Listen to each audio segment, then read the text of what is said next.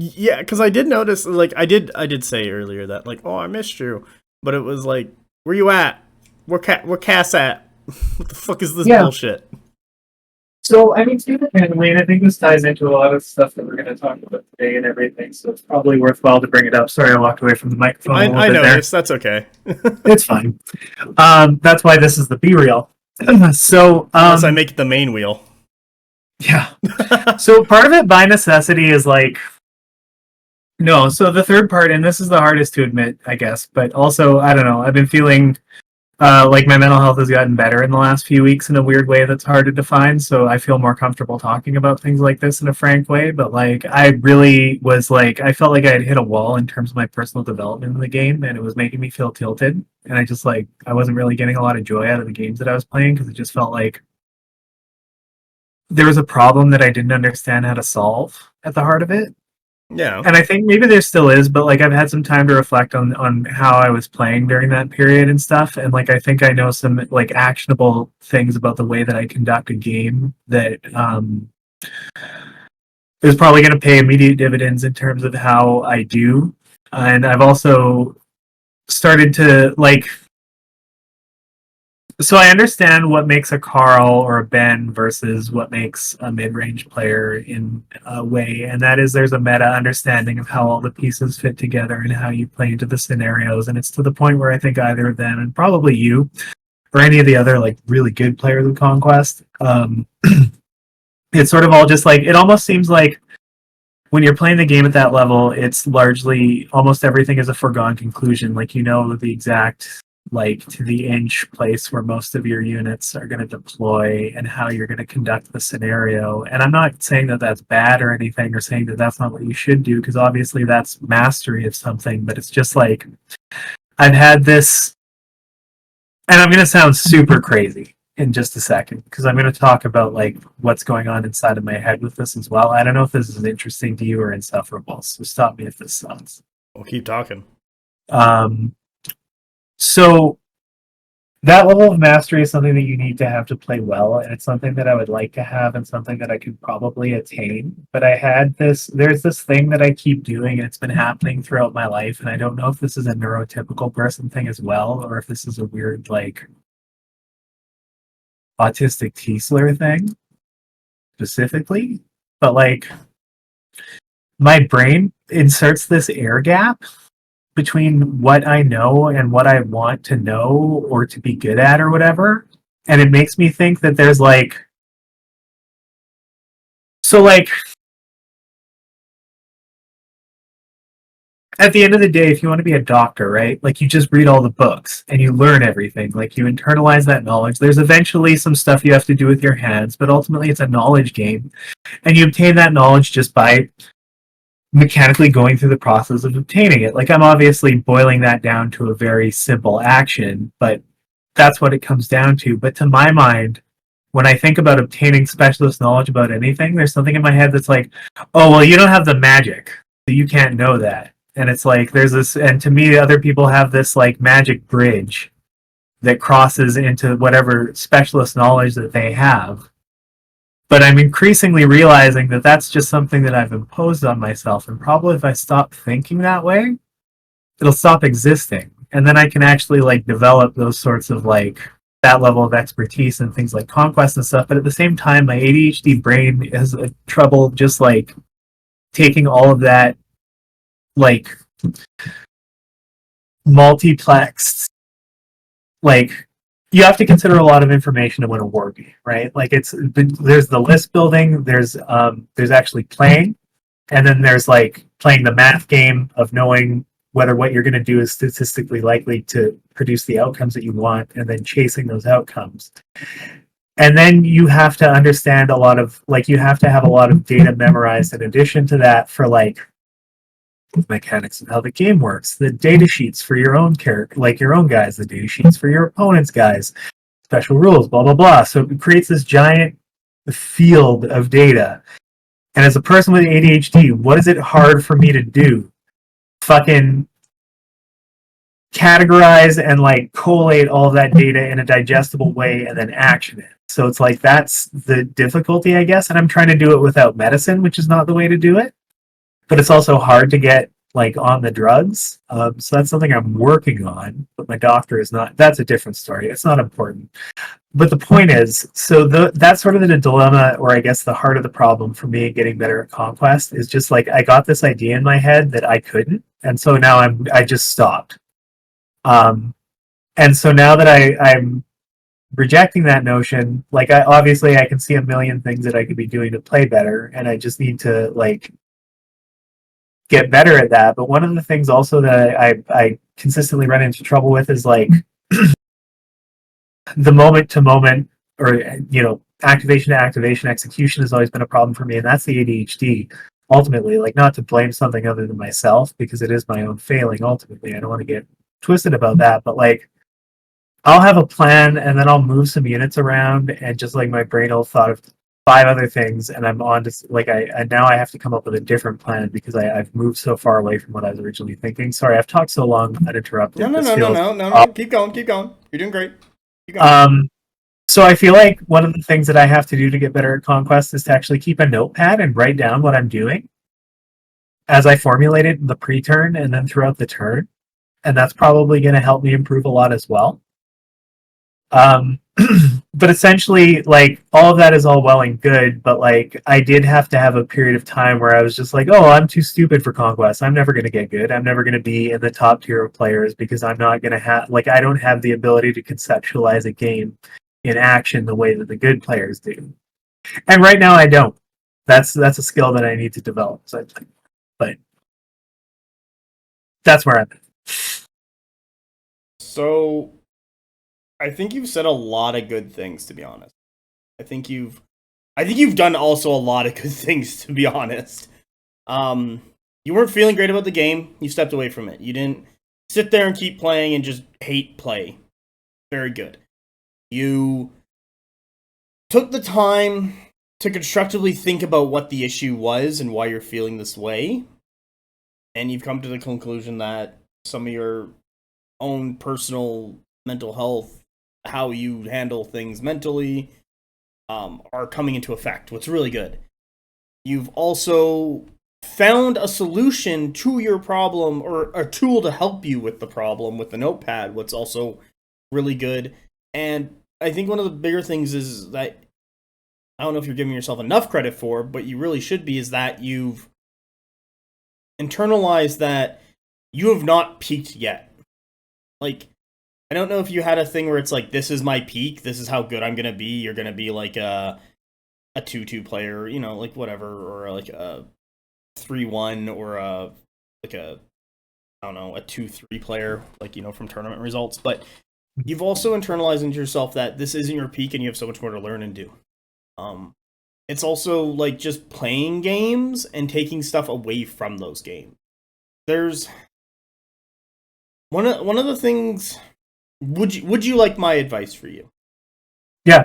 Because like a lot of this stuff, I think you've already handled very well, just off the top, and taking your own time and removing yourself, analyzing it, coming up with a solution, and then going back into it, and also allowing yourself to grow internally and giving yourself that mental fortitude to do so, and not just feel sad about it or depressed about it or anything. Because don't get me wrong, every player does that at points through their wargaming career, job career, all the very aspects of your life. Like, there's been a couple days where I've like lost a game of Conquest I didn't think I should lose, felt bad about it, go and play Elden Ring, get my ass kicked, get myself beat by some boss that I didn't what the fuck was it, like, normally beat, and I'm like, why the fuck am I struggling into this?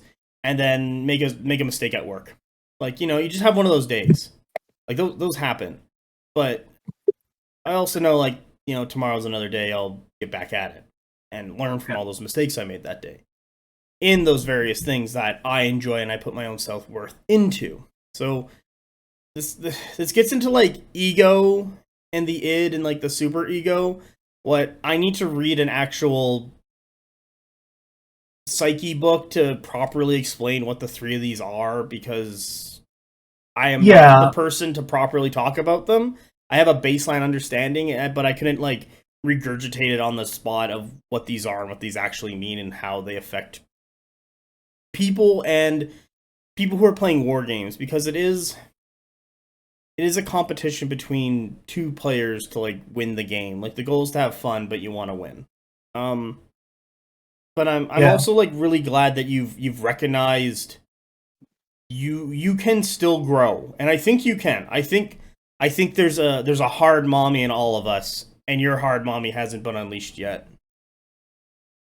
Well, You're so welcome. part of it as well. But I appreciate that. No problem.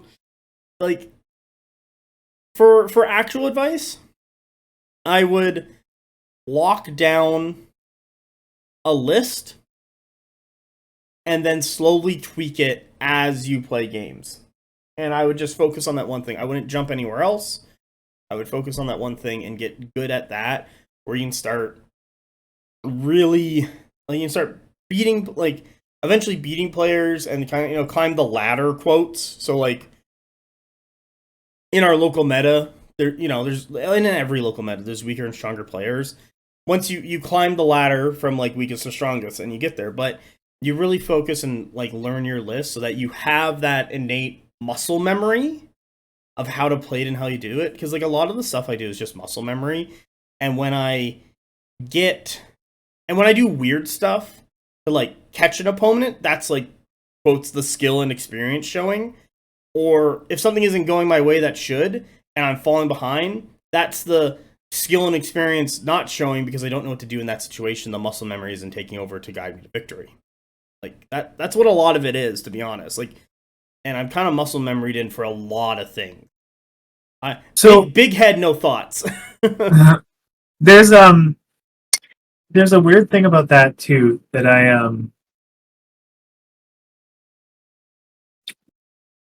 sorry, just one sec. I realized I just I don't have my water with me. Is it okay if I just run and grab it real quick? Yeah, I don't care. Great, thanks so much. But yeah, sorry, I'll just quickly make my point here. So I have this problem where, like, so winning at war games, somebody remarked on the Discord, I don't remember who exactly. A lot of it is just capitalizing on your opponent's mistakes. And I always go into this mentality, and I guess a feather in your cap for conveying yourself as somebody who's skilled and talented. But, like, also I just assumed it of everybody to an extent in that group of people that we play with, because I was new to war games as a whole when I joined. Mm-hmm. And I guess rightly so.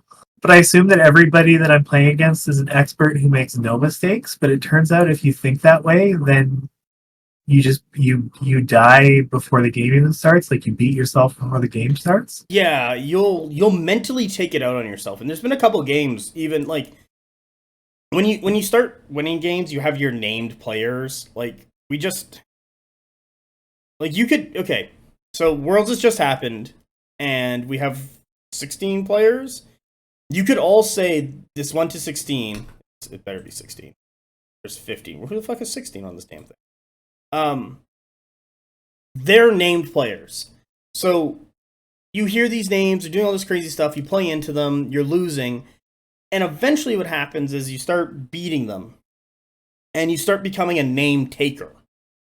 So you start locally as a name taker. So, like, if you wanna use our local meta because it's easy, you could. I'm gonna use myself. I'm gonna toot my own horn. I don't like doing it, but it just has to be done. Like, you could look at, like, Skillin and myself as the names, and once you beat us, you have taken that name.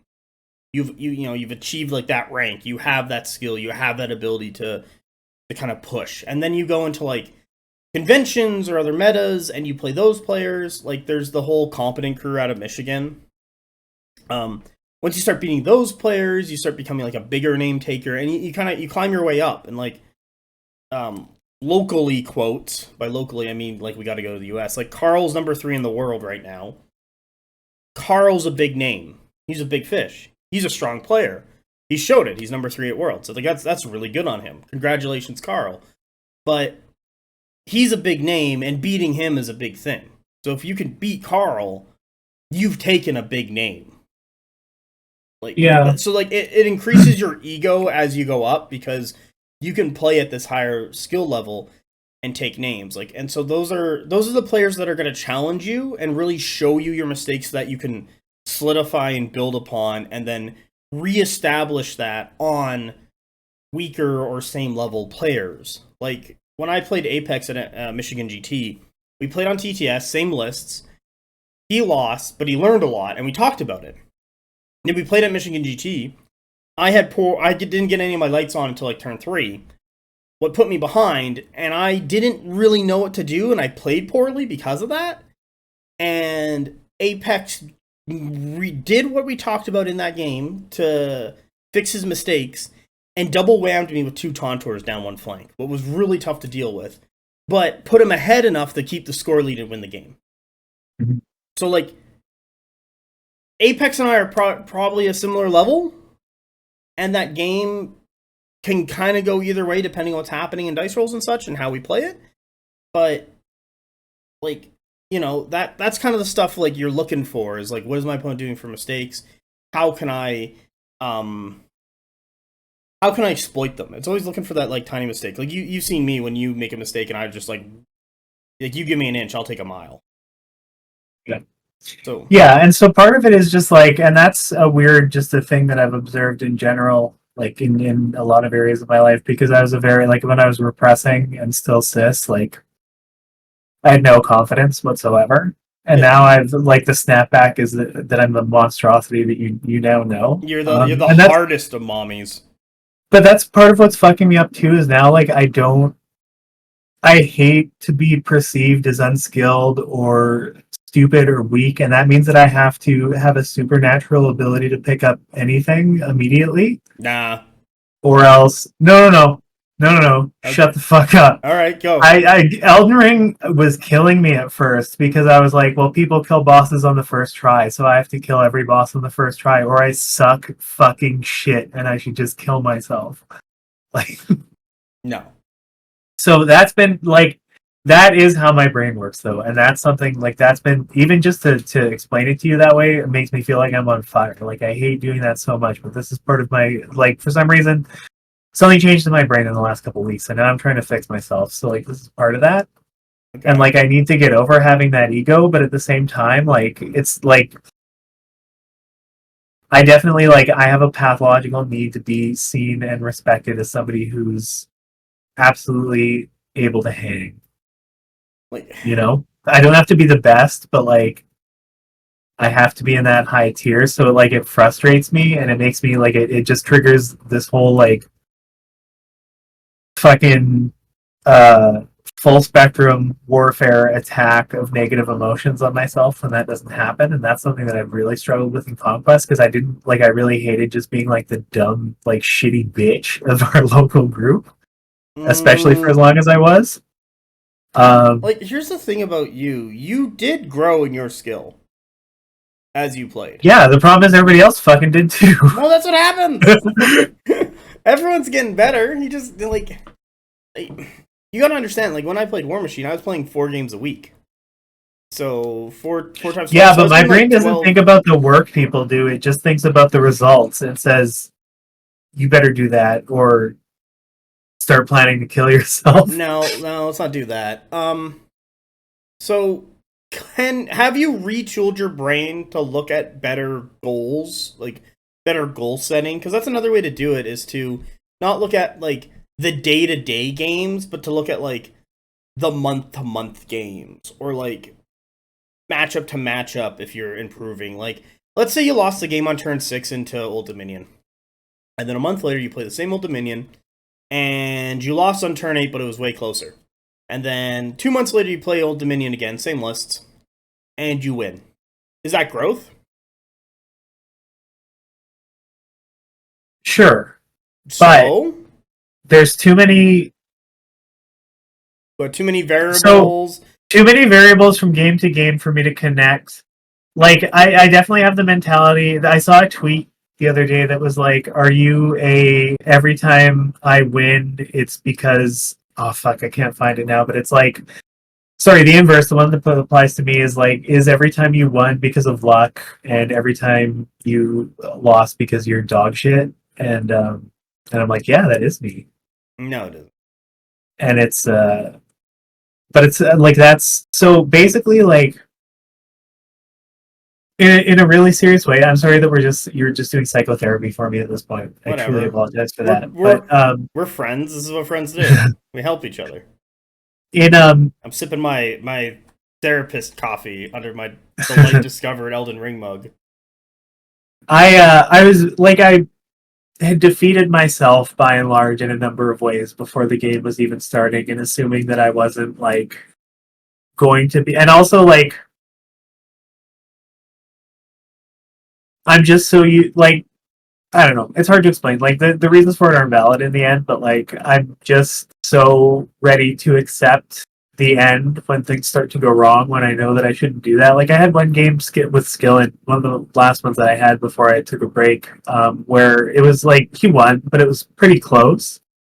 But I made a stupid mistake early on, and I felt like I was just on the ropes for the entire game. And it feels like all my games are like that. So it's like even when I do okay, it never feels like So there's this growth learning curve. What happens where like you get introduced to something and you gain a ton of new knowledge and experience because you're brand new to a thing. So everything is new and interesting, and you're kind of you're going up the curve, learning, and then you plateau. And you plateau and you're like, hey, I'm not learning anything. There's nothing more. Why am I not getting better? These people are still beating me. Like, and you plateau and you plateau and you plateau and you plateau and you don't feel like you're growing anymore. This is a real thing what happens. And then you kind of hit this part where you have a breakthrough, and it doesn't say stop, like, when you're on that plateau and you're not getting anywhere. You're not supposed to stop. You're actually making a ton of little knowledge and learning checks while on that plateau. So it's actually slightly curved upwards that you don't really see or realize until you have that break moment where you then skyrocket again in a whole new thing of learning. So, for myself personally, one of the things that really opened up the game more to me was simply tilting the regiments like 2 inches. That was at that moment when I started to do that, blew the game open up a bunch. And then I hit another plateau. I forget what it was, where I was kind of just like, plateauing. And then I had another game. I think it might have been when I was like swapped the Dwag or something, or I started to do like wild shit into people. That I then broke another plateau and like skyrocketed again. So like right now I feel like I'm on a growth, like I'm rising on the curve of learning for Conquest, where I'm growing and I haven't hit another plateau. But you probably hit a plateau. You didn't feel like you were going anywhere. You're losing a bunch, but what you're really doing, and you're not going to see, and it's really hard to see, is that you are actually solidifying the knowledge that you've already gained before you do another breakout of new experience and learning. And it's an actual thing that happens. If you want, I can go call Jaden and be like, yo, explain this. You're a teacher. What's he doing right now? Just call. Where's Jaden? No, I mean, I get it. Like, just like bring someone else in. Tell this person. Please continue. But yeah, no, it's a lot of things. Like, it's a lot of just personal development things sort of layered on top of like what's happening to me in Conquest. But like now that I'm in a place where it feels like I'm able to like address a lot of these things, I'm feeling the itch to play the game again. Like, it feels like it's probably about time to come back. But like, I don't want to come back when everything's all fucked. Well, and it's but I also another thing that I'm thinking is like, and I know this isn't like. So I feel like what I should do is probably pick either Wandrune or Nords, but instead have a second army that plays a different archetype. So that way I'm learning different aspects of the game. So, may I make a counter? Hit me. Okay, so I would strongly recommend playing what you know to solidify that. Because if you keep bouncing around, so like something that's been discovered, quotes, is that, you know how Spires is bullshit? Uh-huh. Yeah.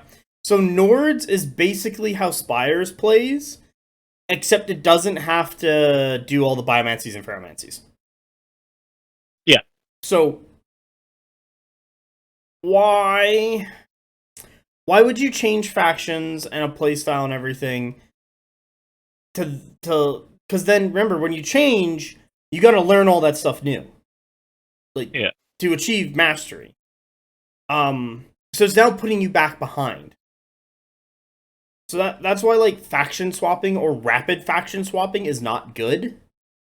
Because you have to now like, yeah, we all move the same, we all wheel the same, we all volley and clash the same, but the overall general knowledge you have of the faction of like how much damage this thing does on average. Like, remember, I do a lot of things by muscle memory, so I have an innate rough idea like how much damage this should do and how much, you know, like wounds I should get, or, you know, quotes. Like, I know my dice are like roll like shit, so I usually get under average. I don't care. It just happens. I've accepted my fate at this point, to be honest. Is that you are now learning how to do something differently. Like, from going from 100k to Dweg, I had put 2 years into 100k. I felt pretty solid about it. 100k was kind of getting a little stagnated. It was kind of going all Ash and Dawn. Played it, had my fun, moved on. Dweg Home is getting a little more stagnated faster, sadly. The castle list is just the strongest thing, but it's also like a gatekeeper for lower to mid experienced players up until the upper edge of the game. Like, if you want to be a good player, you got to beat Dweg. It's kind of the thing. Like, you have to have good Dweg knowledge to beat that faction consistently. And then a Dweg player doesn't matter to you because it's just a gatekeeping faction. So Dweg, if I play Dweg like I play 100k, I will lose. If I play 100k like I play Dweg, it's not as bad. But I will for sure lose if I play Dweg as 100k. And with Dweg, it's actually your like wider movements are not as terrible for you as some other factions. Like, you know how you might like go bigger. It's actually all your like little micro movements, like, you know, that small little wheel, that positioning over of half an inch one way than the other. It's all little stuff like that. What actually really matters with Dweg Home, what I was really surprised about. But you only learn and understand and master that as you play more. So if I faction swap all the time back to 100k or into Old Dominion that I, you know, buying stuff for, it puts me back learning that stuff. What makes me a worse player. So that's why I like to sit down and really focus on something for kind of as long as possible. And, you know, every once in a while I'll jump back to the other faction and play a game. But most of the time I'm doing a lot of that current faction because you're only going to find the nuances of it as you develop deeper into it. And it does show. Yeah. I get that. Get my drift? But I do, but then at the same time, like, I see like a lot of people like and I mean, maybe I'm just putting the cart before the horse in a way, but it's you at the top end, like your Bens and your Carls are playing every faction into every faction. Spires? I should just fucking DM him. Like, he's main Spires, but I see everybody talking about playing other factions and stuff on TTS. So like, well, yeah, because TTS allows you to play these factions without owning the minis. Like, I played that Jarl's Nord list because it's a good list, and I just did everything Carl did to me to my opponent. I think that was Brian. But another thing of playing those other factions is that you're learning the faction from your opponent's point of view and how to play it into yourself and what they're doing. So if you understand both sides of the table, you'll have a better, when you play your main faction into it again, you'll have a better idea what's going on. Like, why does my opponent want to sit back, I don't know, 23 and a half inches away from my Hellbringer Drakes? Yeah. Because they don't want to get shot in the face. That's why. Or they don't want to get wizard cast bullshit on them. Or they basically don't want a walk shoot. I'm still going to wizard cast on you, don't worry. That's like 30 inches. You're not escaping that bullshit. So there's stuff like that, and that's why they're doing it. Like, the thing is, you can look at the high-end players as like the 5-year goal. Like, in 5 years, Cassandra, your goal is to own a car. Just doing something, you know, every parent does, because this is what the fuck they do. anyway. But like that's where you like you want to be. Like those are kind of like your role models. You want to reach that level. But you're not there yet. Like I don't think I'm like Oh, I'm high not end there. player of the game. But I am looking at like Brian's Dweg home. I'm looking at Rolo's Dweg home. I'm talking to Carl and Ben how to get better. Like they're helping me achieve my goals of getting better at the game. So it's kind of like you kind of look at them as more as role models and work on your own stuff. And then when you get there, like let's say you show up to a con and you play Carl and you make Carl work for it, that's a good sign. Even if you lost at that point, that's a good sign. Even if Carl crushes you, it's a good sign because Carl's going to show you where your holes are and where you can strengthen it for next time. But now you're getting those games in at that level to start working your way up there. And you're becoming a name taker once you finally, like beat Carl. We're using Carl a lot because we're friends with him and it's easier. Yeah. Poor Carl. Yeah. Like I don't want to diminish your I don't know what No, I'm not good. your Like you can. I guess your mental discovery, because I really don't think I am, but I'm giving you other viewpoints in it and hopefully how to expand your mind on it. Like are you talking with these other players outside of, I don't know, us like joking around with them and stuff? Like are you in Ben's DMs or like, yo dog, these are the Nords I own. What good? And Ben goes, play this, and you're like, okay, explain why this is good, and he's gonna tell you, turn one you do this, turn two Well, you do I'm this. not gonna waste a stranger's time like that. He's so not a no. stranger. You guys talk. So like, Yeah, but no, just DMing somebody and imposing on them like that feels insane to me. well, don't other people do that to you? Well, I get random yeah. DMs from people. Some guy was like, made me a No, Facebook- nobody asked me for help at that game. Like for other stuff, sure, but not at fucking Conquest. I don't. If I started posting battle reps, then I would probably start to get those DMs. But as it stands right now, I'm just Mass's friend. Like You're my the sexy community at co-host. large. They unfortunately don't take me seriously, and I keep thinking like, oh, I'll start doing it once I get some wins under my belt, and I can reliably post like content that proves that I'm worth listening to. But that I day post just my unfortunately losses. doesn't come. I Yeah, but I don't. So it's different for me in a way that I can't explain in a way that you'll accept. Well, yeah, not that a way I'll accept. It's more like I don't want to come off like rude, but it's your own mental self-image of yourself and how you see yourself. Like we've kind of talked about this a bit, where like you don't want to be viewed weak. So Correct. that like get Bernie in here and he's gonna therapy you, a 6-year-old therapist. But like I don't know, I get that, but like if it was easy, it wouldn't be worth it. No, yeah, that's for sure. It's I wave my hands in the air, but I'm like, oh yeah, you can't see me. it has to be. It's not that it has to be easy. It's just it has to be. It has to be hard for me on my own. But do you have to do it by yourself? Like right now, us talking, and hopefully, kind of. Well, because if I getting you to don't open get up. good on my own without help, then I didn't actually get good in a real way. I just took somebody else's capability and I just co-opted it. Okay, hold on. Let me go into here. This conversation we're about to get into deep Cassandra that's gonna make you so mad. No, not really. Rolo Castle, I believe, is a Ben list. Back to Magma, I think, is actually a Brian list, even though it's my list and he net decked me. But I'm pretty sure I got it from him.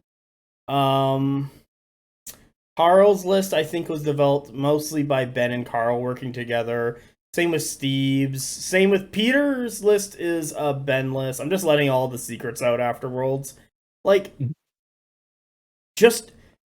And I tell players, they're like, oh, I shouldn't impose myself. Just fucking DM me. You're like, oh, I want list advice. Okay, you can just DM me. Or ask in, the BonkTable Discord or the main one. I'll answer. I'll not that I'll, get around to you, but, you can just... Mm-hmm. I'll answer when I got some time and I look at it and I'm like, okay, what are you trying to achieve? What are you trying to do? Like, because I'm gonna ask you a bunch of questions. That's the thing. Like, but people collaborated on these lists that went to worlds. I'm using worlds as an example here because mostly I have it up right now because we're gonna talk about this. But now we're talking about Yeah, we should wargaming ego. We can start What's the probably actual. what's probably a better topic, to be honest.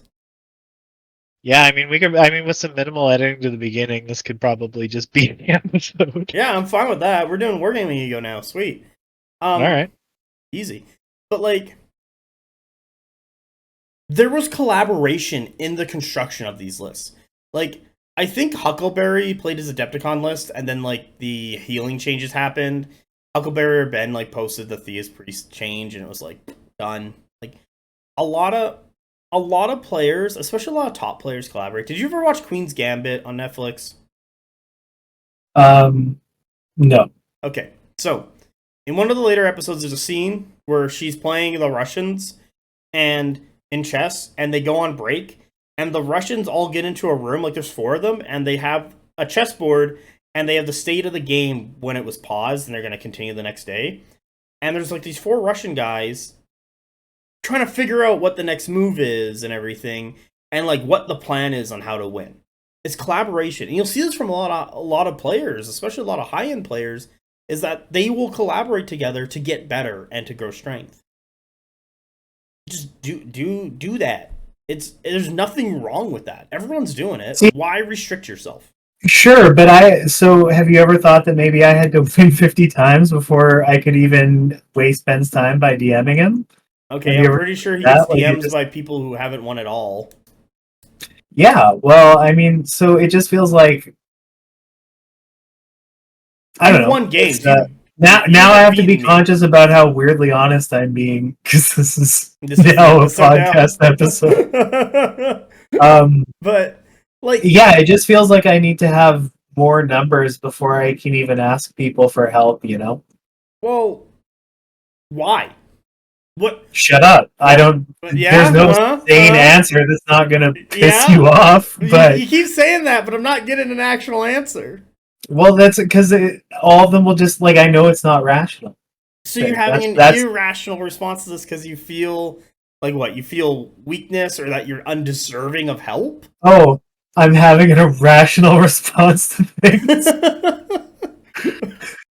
really Never mind. There's 2 ways I could have taken that joke, and they were both kind of more problematic than I really wanted it to be right in that moment. So I can't necessarily cop to that, so I'm just abandoning that where it is. But I think you can probably infer where I was going with it. But nonetheless, yeah, no, it is irrational, but that's kind of where I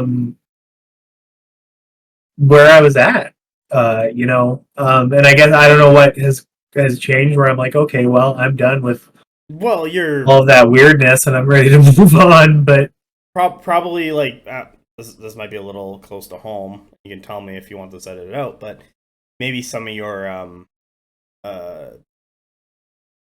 dysphoria has changed potentially. Mm-hmm. Oh yeah, I think that's you don't probably have to deal with that anymore. What opens up a lot more mental freedom because you don't have to worry about that anymore. So now you have more space on your plate to deal with stuff, and people pick up hobbies when they have time and energy and mental load to deal with those things. They don't just keep picking up stuff when they're overloaded. You were overloaded and you decide to cut stuff because that's healthy.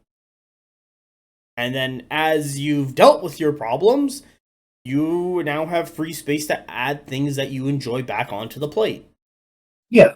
No, dysphoria definitely is a factor in sort of that, why I had those irrationalities in the first place. Also, I think when you release this, the episode title should be BonkTable Gets Real. Okay, I'll just... Should I put in brackets mental health or No, I would just say BonkTable Gets Real.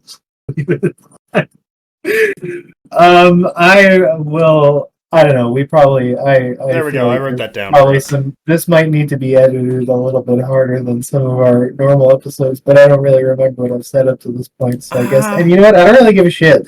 So while we're on the topic, well, this AI that was changing my voice to sound like some guy, that was a lie. Wait, what? Do you remember from like the first yeah, episodes yeah. after I came out when I was like, oh, there's gonna be a little story and we'll do bits and I'll voice train, and then I just so I guess the cat's out of the bag if you just never looked at my profile on the Discord or anything. Like what? I think people that I'm a T word. So, yeah. Like that was no, nobody evident. cares, but that's we did that on the magic episode. Yeah, that was and how magical was that? It was pretty good. So no, but I thought it was funny and cute to say that the thing that was obviously made up in a lie was made up in a lie on the BonkTable Gets Real episode. I don't even know. I don't think that's gonna go anywhere. Oh no, well it's not gonna go. I had a plan for it to go somewhere, but then I didn't voice train, so oh well, don't like to be honest, I'm not worried. Like you'll do it when you got time and energy to do it. Like yeah, we're chatting. But anyway, back to Conquest though. So like ego, I think is a huge barrier though. Is what it comes down to, because that's where a lot of this was driving it as well. So self-hate. If you hate yourself, but you're also a terminal narcissist, that might not be a great set of traits to come into learning to be good at a war game with. I guess it's the takeaway. You're a self-hating nerd. What the fuck? It's a real thing. Like that's not made up. And it definitely, I think, describes me in a very fundamental way, because I'm both like the most beautiful, incredible woman to have ever lived or whoever will live, but I'm also like the slimiest piece of shit who ever crawled out of the swamp. Like those two things are true at the same time. I have met worse people, don't worry. Well, that's a different podcast. But, yeah. So I don't know, but you have to push through that if you actually want to get better. And I wonder if like a lot of people, like, I don't know, I think this would be a rough listen for a lot of people, because I think more people actually have these traits than one. Yeah. So they're okay. So I'm not just the T words. I'm sitting up, so now it means I'm quote serious. It's real podcast hours now. Real podcast. So like I'm not saying we're like dealt with you. I would more say we have opened you up to understanding yourself. What is very interesting and not something that a lot of players are going to hear from another player and how they view themselves. And a lot of people are going to go through this. Like, I did a little story, but wargaming and ego, the reason why there's so much ego in wargaming, and this is not going to be like a direct one-to-one statement, but it's going to cover a lot of bases, is that as a wargamer, you go out, spend $40, $80, buy the minis, assemble the minis, paint the minis, and then play with the minis. So you have already invested probably about 2 to 6 hours, maybe on average, per box of guys, of building and painting and, getting them all ready. Because a lot of players tend to play their minis painted. I'm just burping now, and I'm sorry. No, so BonkTable Gets Real. Yeah, I know. I don't know why. But anyway, but a lot of people put a lot of time and effort into their minis, and they grow a connection with them. It's like IKEA furniture. Like you look at your minis, they're IKEA furniture. It's the reason why IKEA wants you to build the furniture, because they want you to have a connection with that piece of furniture. Sadly, everything looks like numbers to me, so it doesn't matter. It's pretty fucked up, actually.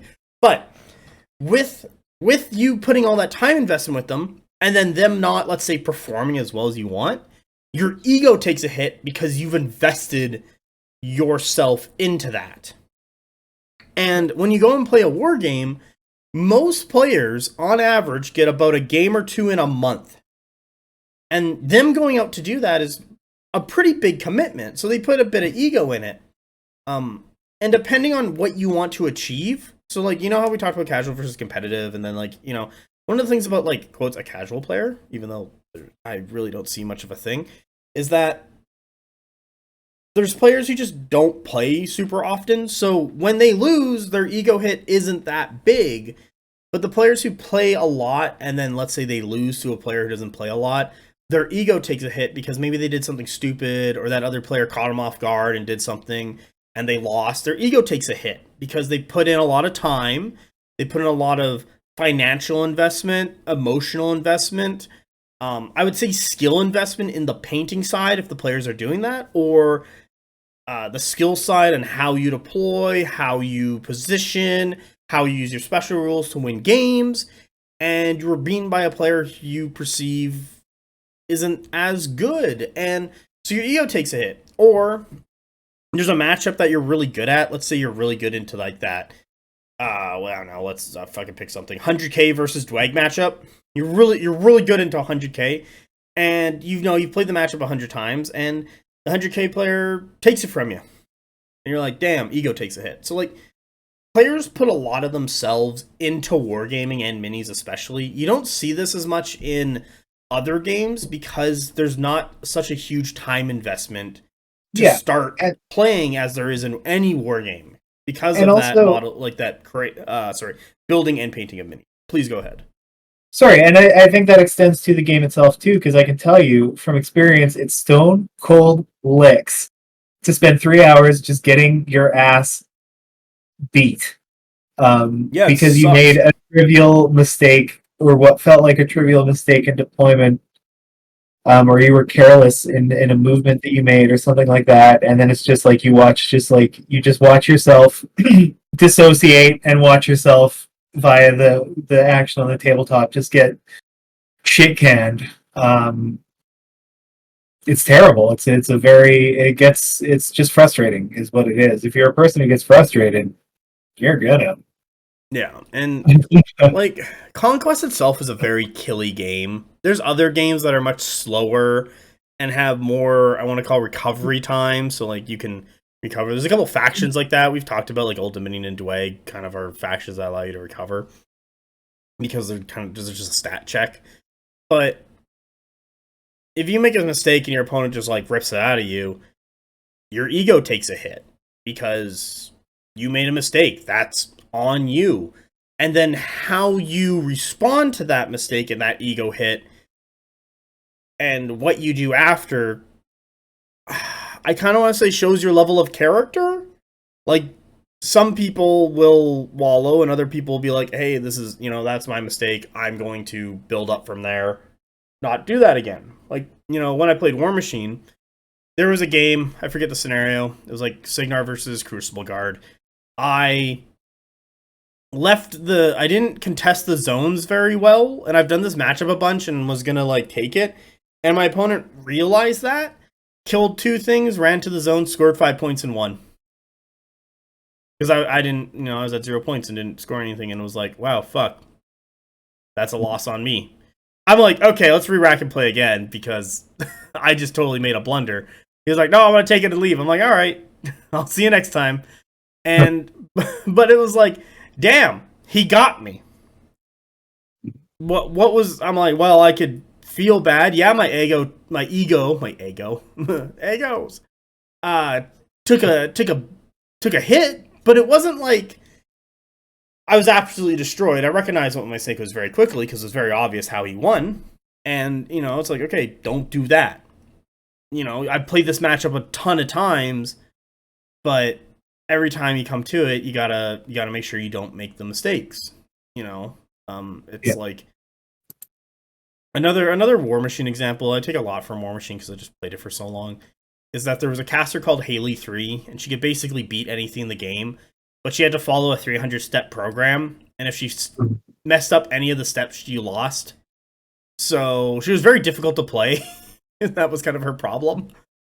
And why she never, kind of saw any big results was because she was just too much of a mental load to play to be successful, and like doing that for 6 rounds or 7 rounds, it's too much on your head. And it's why some people in big tournaments just played caster killers, so they could kill a caster top of 2, and then it's like, okay, that was 15 minutes of our combined time out of our 2 hours. I'm gonna go sit down and read a book. Thank you. And they just relaxed. Like, so Conquest kind of does that, but also kind of doesn't. Usually players are kind of done around turn 6 if their game is short. We've both had a couple of those. But some games last to turn 10 and you're playing the full 2 hours. Some games are done in like an hour and they also go to turn 10 because the players are just, they know what they're doing and they're just going to like they built their stack, they're really good at it, and they just go da-da-da-da-da until it's done. Mhm. So stuff like that does happen, but with the ego and the pride that's associated with miniature wargaming and how you feel you should do, it's your own choices. So years ago, when I was playing War Machine and was like big fish in my small pond, I went to work, and I went to work for 2.5 months, and I came back. And we have a gentleman named Bailey. I'm just gonna say his name because no one's gonna know who he actually is. He was playing a faction, and a bunch of new stuff got released. I think it was like the Archons with like the Angel guys. I haven't played into them yet. I come back. He's like, let's play a game. I taught him everything. Bailey's never beaten me. Pardon me, I'm still burping. We're gonna play. And he beats me. My ego took a hit. But I'm like, whoa. Mass, chill out. You've been gone for 2.5 months. Haven't played a game since. Bunch of new stuff happened. You didn't know how to interact with it. You haven't seen it before. Bailey's got 2.5 months ahead of you. It's okay. You'll get him next time. But I was like, ooh, Bailey, I'm gonna get you. My ego's bruised. Then I never let him win again. But he got me. My ego took a hit. But I also looked at it and was like, hey, these are what I'm gonna do for next time. Because there's always a next time. It's not like, you lose a game of Conquest or whatever and you just immediately get killed. You're not the general in the battlefield and, there's like a Spire's Abomination just looking at you with the stinger and you're like, wow, I really want to be turned into sludge today because that's a great use of my time. That post has really got you thinking about the stinger, huh? Yeah, you fucking bastard. But it's how you react to the ego, and if you suffer a lot of ego hits, like, first game you're like, okay. Maybe you lose the second game, you're like, okay. Maybe you lose the third game, you're like, okay. And then you lose the fourth, you're like, god damn it. So, ego hits can stack. What's another thing? And it's really how you choose to deal with them.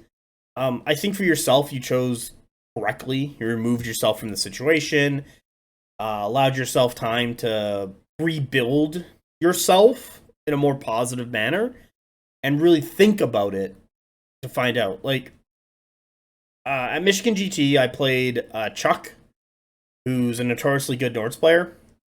I lost 2-14, 2-16. Him and I had probably the cleanest game of Conquest I've ever played. Super smooth, everything went smoothly. Called judges for some clarifications. It was fine. We both were just like, yeah, we'll have a game. But I lost. And as I reviewed the game, I understood why I lost, and I understood what Chuck did to me.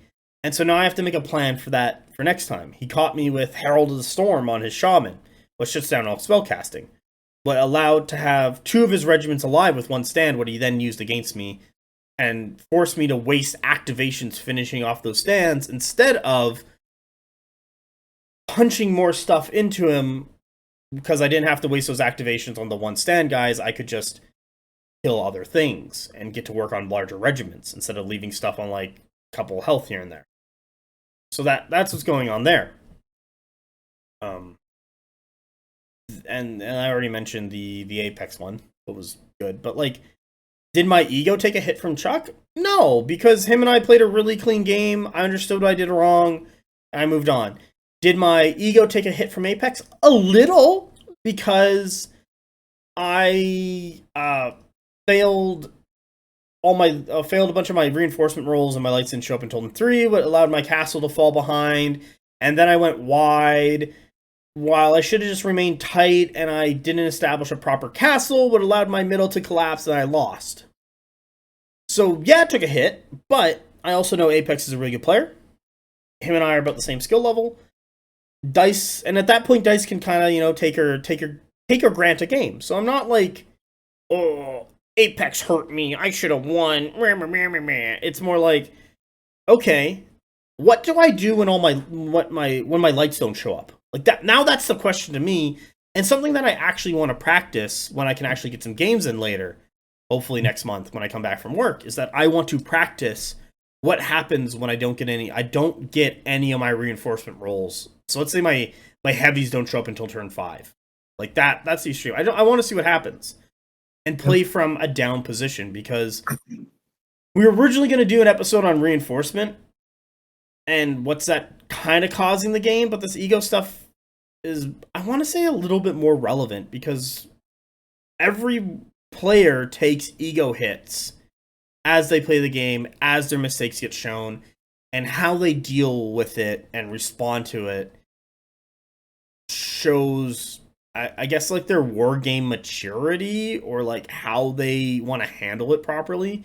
Because I've been at some tournaments where I've had tournament's done. The winner guy, him and I played like four to 8 games over 2 days.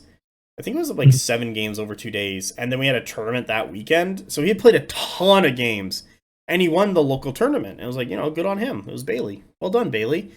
And another player, as we went out for dinner after, Bailey couldn't make it, had to go home.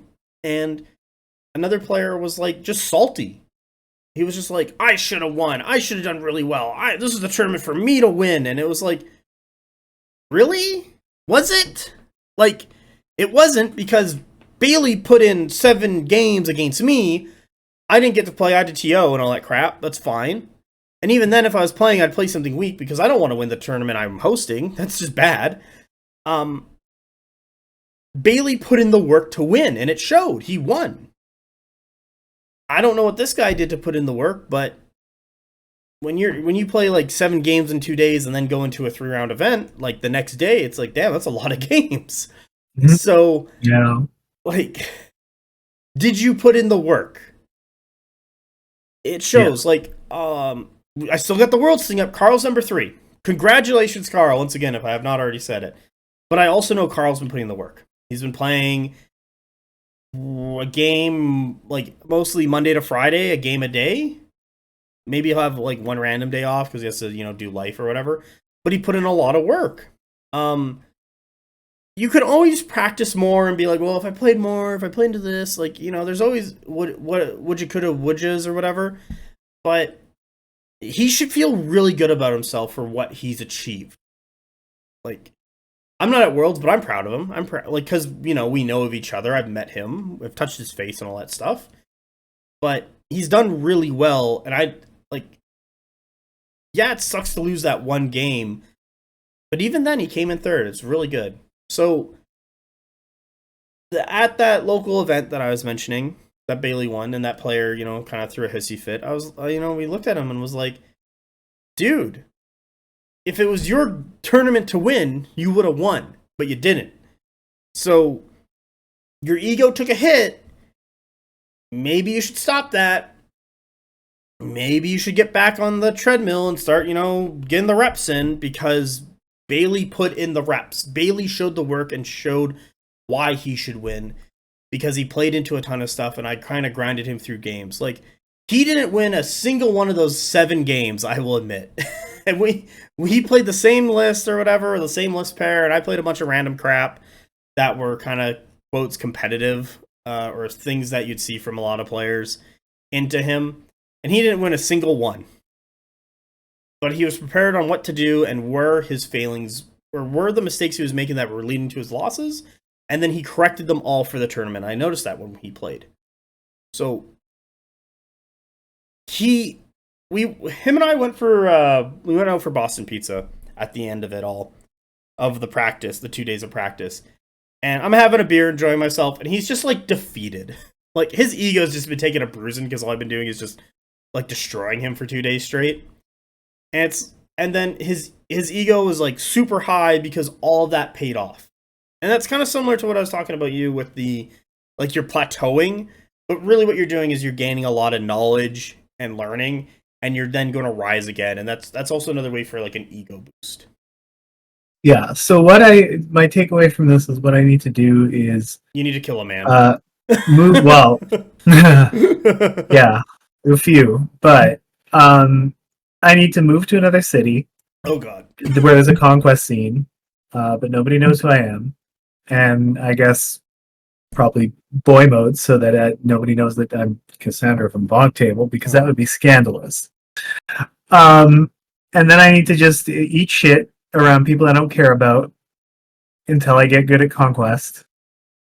And then I need to come back to Winnipeg, where people's opinions matter to me. And then to me, not in general, just to me. and then start beating ass. Because you gotta eat ass if you want to beat ass. Sorry, I thought about that like 20 minutes ago, and I'm waiting for an opportunity to throw it out. I'm glad, but I feel like you've also taken like the wrong thing away from this. Oh yeah, I'm being facetious. Oh, perfect. Because I am yeah. very facetious. But yeah, I don't know. That's all I had. I also just wanted to find a reason to bring up the fact that to follow up on our casuals versus competitive episode. It came to me like a flash of lightning after we recorded the episode, and I mentioned it on the Discord just in case you're not on there, which you should be. Why aren't you? Yeah, exactly. Get the hell in there. But the thing is, I figured out that there's a subtype of dark scrub that's even worse. Oh my god. And I call them the cry hard. Okay. I'm not even gonna get into it. You sound too annoyed, but what a funny thing. Because I feel like I've just experienced one the other day. So please tell me, what is a cry hard, Cassandra? So the cry hard can manifest itself in a few ways. Oh, it's an eldritch being. That's great to know. Thank you. Yeah. Do I have to use a demon ritual to summon it? Well, you don't want to summon it, so I would say what is the methodology to banish it is what we're looking at. But like the cry hard, a job application. The cry hard is the guy who complains about how shitty his faction is while he's winning. Jesus the fuck. cry hard is the guy who starts finding reasons why he was cheated before the game has even happened. The cry hard presumes that he's the only person who plays fair and doesn't cheat. Wait, we're supposed to cheat? Well, the guy who's like, oh, well, are your measuring tools accurate? Like, just like that sort of like if you go into it with the presumption that your opponent's success is not legitimate, and you get mad about it. Oh, okay. That's what makes you a cry hard. So this person's ego has already been broken before the game has began. Yeah, but in a profound, different way. Yeah. This is still a scrub. This is some scrub mentality. I've started just using that whenever I have to describe some players. I'm like, that's just a scrub. Oh my god. I'm just dying. I just want you to know that. I'm internally dying and then trying to regain myself as a human being so that we can continue. Wait, because of me or because of cry hards? Because of cry hards. Okay. You barely like plink onto my radar of nonsense. That's crazy. I got up my game. I know. You've been falling behind.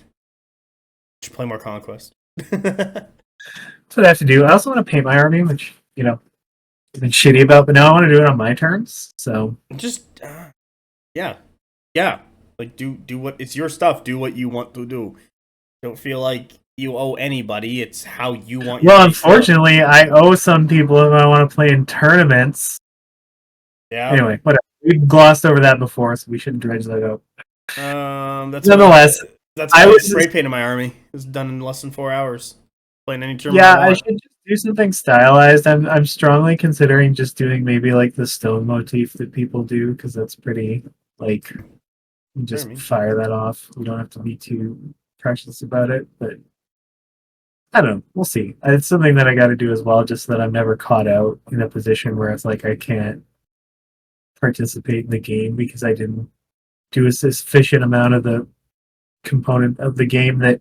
So okay, since we're in the just on a kind of just a sampler episode in terms of things and takes. We talked a lot about ego and mental health and like a lot into Wargame, to be honest. Yeah, no, we've been pretty focused, but so just a general complaint of mine then, a do of nothing. Okay. If we're not going to put it into any sort of context, is just that like I think the idea that your miniatures have to be painted is just something that a miniature company that also sells miniatures paint told everyone, and it became canon. You're talking about GW and the 3-color minimum standard? Well, just the idea that you know Yeah, 'cause painted they the models want you being to painted are such a they want to sell the paint, so you spend more money so that and that's just it. Like, so the thing is, I just want to say that everybody who gets sanctimonious about models being painted on the table, you've been duped by a big company, and now you're capitalist shills. So real praxis is not painting your miniatures. pay them gray. So think about that. Oh Yeah. my god, have I told you? I think you've seen some of the conversations about like BonkCon. I'm trying to figure out how to do an actual convention, and Yeah. spoilers. Looking to do an actual convention for 2026. I think that could be. Still, this is early works, but like the joke was that it had to follow Parabellum conversion rules, and you had to have Parabellum minis. I didn't care if they were painted, so you could come in with gray. It's a-okay, but the parts of the mini need to be on the base. How you interpret that is of your own will. So I'm just hoping that someone has a Tauntaur, pulls out the monster base, and then like glues the box with all of the parts not cut out onto the base, and then calls it a day, and that is the Tauntaur. Because I'd fucking lose my mind how funny that would be. Yeah. Like that level of insanity. Like they're not even like the minis aren't even out of the box, or like people gluing them in bits all over, or just cutting sections of the sprues out and then like tacking that to the base and then going from there. Just like, well, that's 4 minis worth of bits right there on that one sprue. So we'll just slap that on a stand and call it a day. Like just get awful with it. And Yeah. I wanna do prizing for like the worst constructed army and then like best painted. Oh, or then like worst painted. So it'll be like the top and bottom will both get a prize because like you gotta work to be bad. Yeah. I really want to see the debauchery of conquest. Mhm. Like those That'd be are like amazing. life goals or whatever. No, I hope we manage to realize that because I think that would be amusing. And also, I don't really like to travel. That's fair. I find it very irritating. So I'd rather everyone just came to me. You can just come inside Cassandra. I mean, money talks, but don't come here counting on it. I'm sorry. No. That was. I know the public identity I've crafted for myself. So that was definitely. I'm supposed to be the straight reasonable man, enough. but like, man, every once in a while, I'm just like, hey. Well, I mean, Gotcha. that. So, that really, though, if you want to get into the technicalities of comedy, like the straight man has to be able to do that once in a while to sort of stick the straight man role ultimately, and to also like you have to subvert that in order to like just do comedy, right? Like you can't just stagnate within a framework like that if you're really trying to do something serious. So the thing is, I can talk about like being funny in the way that like you can talk about war games. So we won't get into all that, but like yeah, definitely the straight man needs to be able to like be a little wry with it here and there. So I get it. And then I get to I get return it. to Spock. Yeah. And what a lovely what a lovely image to put into the minds of our listeners as well. So love that. I think they knew what the heck was happening when it was called BonkTable, and then I was explained. So why'd you name the channel Sex Table? And I was like, oh, Yeah. didn't really think that. I'll be honest, I didn't think that far ahead. Yeah, I didn't really because I don't I don't need to use cute little words for stuff like that. Like, I mean, I beat around the bush a lot on this podcast because this isn't that kind of podcast, but I will just say the words. So I've never thought about like bonking because I would honestly rather slit my wrists and say that to Jesus Christ, calm down. another person. I love evocative imagery. Like, What's a line that I say on like the BonkTable? Oh, I rather eat my hands than deal with this. yeah. I think that's a great line. Or I wish to invoke the frenzied flame ending. In a few When months shit I'll is learn hitting the what that fan, is. and I'm like, oh god. I hope to learn what that means in a few months. I should have fired up Elden Ring for this podcast, and then could watch me be bad at that too. No, you just have fun.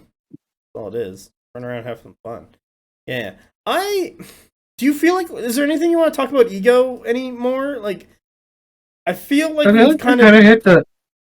Yeah. I think we've had a good cover of it. Nothing like super deep. Like, thank you for exploring this with me and you talking about it from your perspective, because I believe everyone has to deal with ego at some point in their wargaming career, especially as they're trying to get better and how they perceive things. Like, a lot of it is perception on stuff, and a good way to not, I don't want to say like not handle it, but a good way to salvage it is to not take this so seriously. Like, yes, you put a lot of time and effort with it, but relax. At the end of the day, it is a war dolly game, and there's always another day to play again. There's always another day to improve. There's always another day to do something else. Like,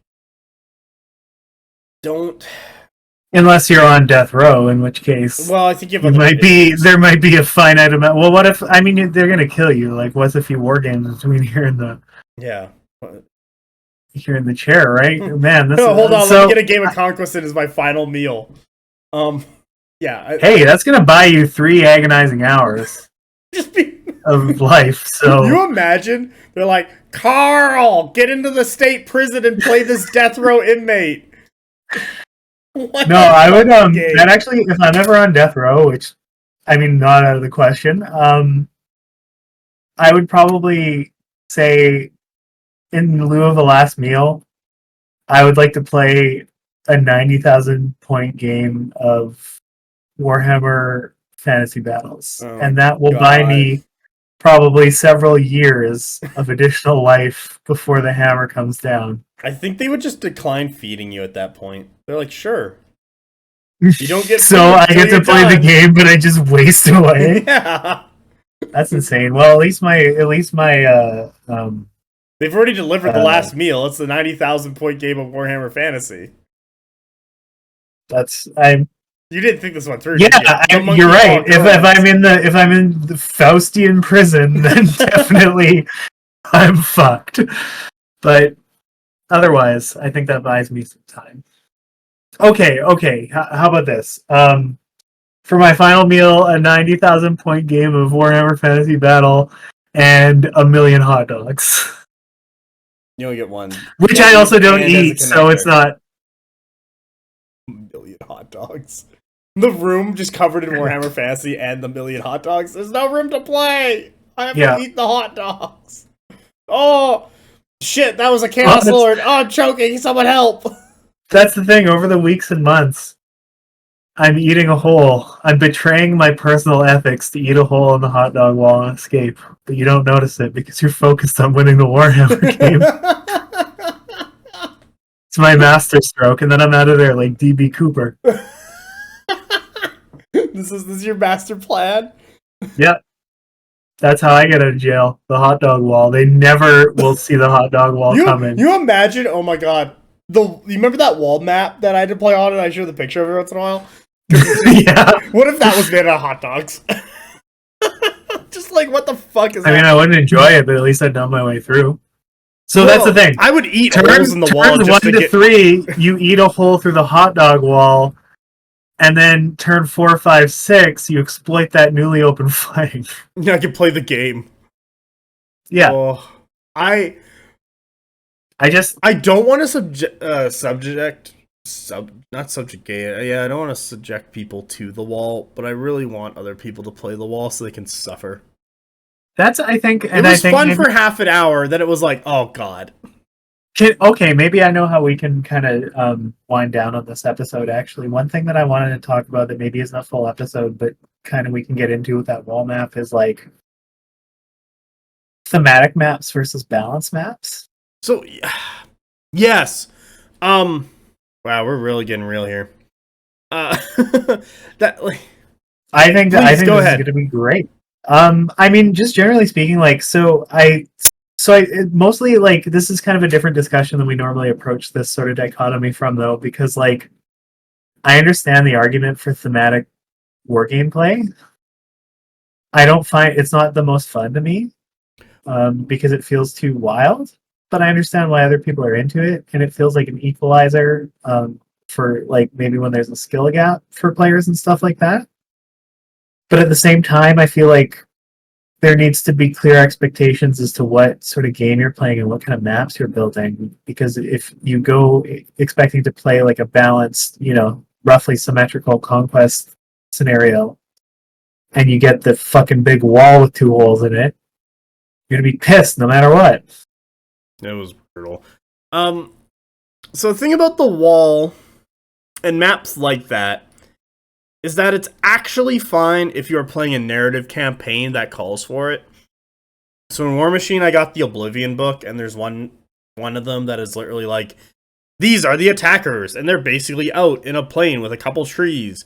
These are the defenders who have like 6 to 8 buildings in a 2x2 square, basically, or part of the table. And they gotta defend it. And I'm like, okay, it's like the defender gets to go first. And I looked at it and I'm like, okay, so I get all the space. And I'm way closer to my opponent than normal. And they're like, yeah. I walk out of the defense and shoot my opponent in the face and kill them. I win, thank you. Yeah. Yeah, like, so there are ways to narrative play it and stuff. And like, yeah, I could have sat around and in the buildings and had this like fight or whatever, but like War Machine's a really killy game. Same with Conquest. So like you can do it. I don't mind that stuff when it's set up as a narrative. Like if Parabellum was like here, well they did a campaign book, Crucible of Wills.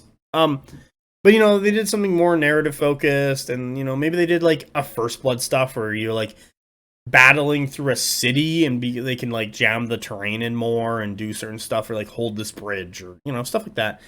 That'd be really interesting and cool, and I'd be down to play that because I do like narrative stuff. It just doesn't really happen that much because organizing a bunch of people do a narrative thing, if that's not really your locals, your meta, they tend to not do it. You can kind of convince them if there's like a book and everyone hops on. That's how I did the Oblivion stuff. It was fun and fine. But like if it's just local game day, or especially at like a tournament where there is prize support and stuff, having proper competitive tables that aren't just either A, one-sided, or B, the terrain isn't actually relevant is kind of an art that I've been slowly watching and discovering as I've definitely traveled more to see more tables and where TOs and table crafters place their terrain. And sometimes I want to ask why. Sometimes it makes sense. Sometimes there's tables that are just like really open, but they have a lot of water or hill features, and so they're more or hindering or broken ground and stuff like that. So they're more relevant towards melee focus lists. There's other tables that have like more trees, so they're more focused on preventing shooting from going out of control. So it's like it's striking that balance is really hard, and I find each scenario takes terrain differently. Absolutely. And the scenario that you were talking about there actually, I think, is a good example of what I think is complicated with narrative maps as well. So, okay, the big wall map, right? Yeah. So the sexy wall, the hot dogs. That I think exemplifies like there's 2 ways of building a quote unquote thematic map. And you can build it mechanically thematic or you can build it visually thematic. And the problem with that big wall map is it was visually very thematic and striking. Big wall with 2 holes in it. Well, what's going on there, Yeah. You have questions. It immediately piques your interest. But at the end of the day, you have a map where there are 2 tunnels of relevance and everything has to happen in those or it doesn't happen. Because there's no mechanism to otherwise bypass or move around or eliminate the walls, so you're completely constrained by it. It's not a good scenario to play, even if it looks interesting. And so that's just in a vacuum. I think that's a difficulty with quote unquote thematic maps versus competitive ones is like a thematic casual map. Like it's easy to make one that looks really cool, but it's very much harder to make one that plays in an interesting quote unquote thematic way. But now the second part of that is like the scenario that you were describing there, where one side is at a tremendous disadvantage by being out in the open with barely any cover, and the other side has a huge amount of stacked advantages. There's a couple like that's exactly what I guess narrative play should be trying to do, but there's some problems inherent to that I feel like I identify just from the description of it. Like, so realistically, if you're playing like a campaign with people, a small group, and there's thematic like branching choices that you can make and the outcomes of your games matter, then ultimately you're going to run into a scenario where like one side is facing not fun impossible odds, but just like you get fucked up and die and it's kind of miserable impossible odds. Like some fights are dramatically unwinnable and there's no even fun in trying to explore it. You just get run down and killed. Mm-hmm. So I think in it, like if you're making interesting quote unquote thematic or narrative content, you have to have games that terminate at that point or that reach that point, but at the same time to ask somebody who's already had such a like non-victory based experience that they've reached the I'm getting run down scenario. And hypothetically, I don't know if that was the case in the thing that you're talking about there, but to me that feels like that's probably you're in like a dip in the midpoint or the very end of the campaign when you're running into something like that. Like, where is the joy in spending an hour plus just watching your guys get pegged off across the table from dudes who are in cover? Like, yeah, so that's a big ask to make somebody go through that for the sake of like a narrative campaign. At that point, you're just like you're asking for somebody's time and unhappiness for your enjoyment, which is not necessarily a fair ask. No, and it's not like it's not a zero-sum game. Like a lot of players, I feel not. Sorry, I don't want to say a lot. I feel some players don't understand that a war game or like any game, if there's like at the end of the day there's going to be a winner and loser, the fun factor isn't a zero sum. Like the person who wins doesn't gain 100% of the fun and the other player doesn't gain zero. Your opponent should still have fun. There are games where it's a wash and you just kind of crush your opponent or sweep them. Like played Chuck, I lost. I only scored 2 points. I had a great game. It was good. I enjoyed myself. So I had 80 to 90% fun. Well, and that's like I had a great time. That's an important thing to distinguish as well, though. Sorry to interject, but I just want to make sure that I get it out before I lose it. There's a big difference. Like, I don't like losing necessarily, but I understand it's a fact of life. We know. Yeah. You have explained. But that being said, like it's way more fun to play a close game than it is to get your shit stomped. Like any day of the week, like a game where we go down to the wire and everybody gets like good things happen, bad things happen. That's still enjoyable. Like you can still get something from that. But like if you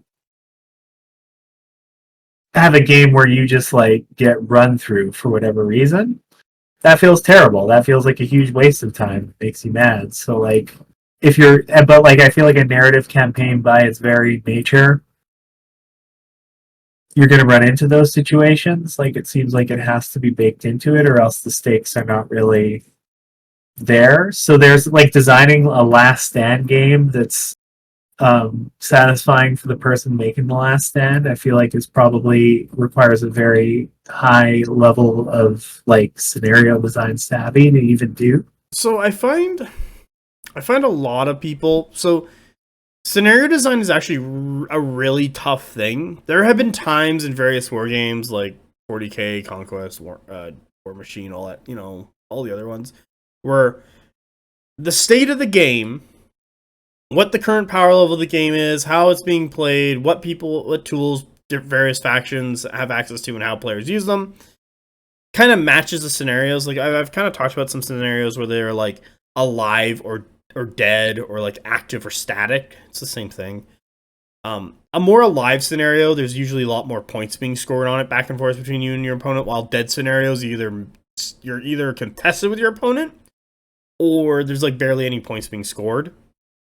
So like I believe off balance is a pretty dead scenario because you take over a zone, your opponent takes over a zone, and then you're fighting each other to then push your opponent out of that zone or to steal an objective to kind of win, or contest your opponent for a turn while preventing them from doing the same. So it's kind of like a dead scenario, and unless you table your opponent at some point, you don't really run away with scoring too much compared to other scenarios where you can get ahead early on. Like in Melee, you can, like, if you're quick enough, you can grab 3 zones and just like stack on the points super fast and then play it out.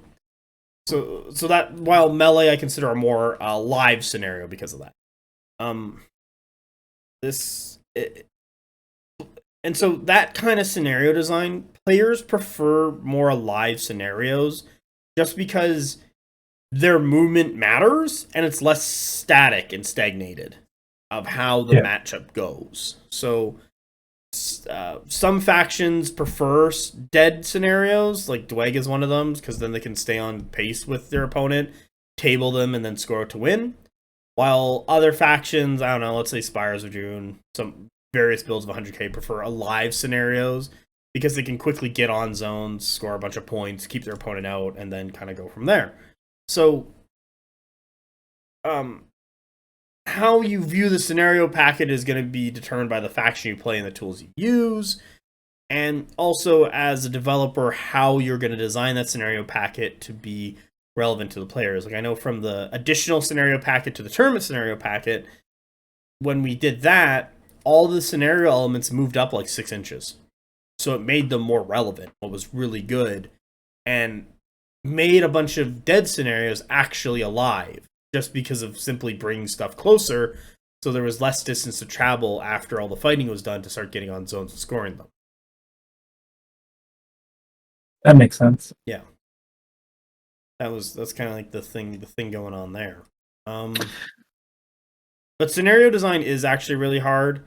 There's a lot of, every once in a while someone will like post something in the Discord where it's like, this is the scenario I've designed. What do you guys think? I'm like, I don't know. I don't like nothing on you, man, but I don't really ever plan to play the scenario because I really don't have the time, and also I just kind of play the tournament packet because that's what I'm going to be playing when I go to a tournament.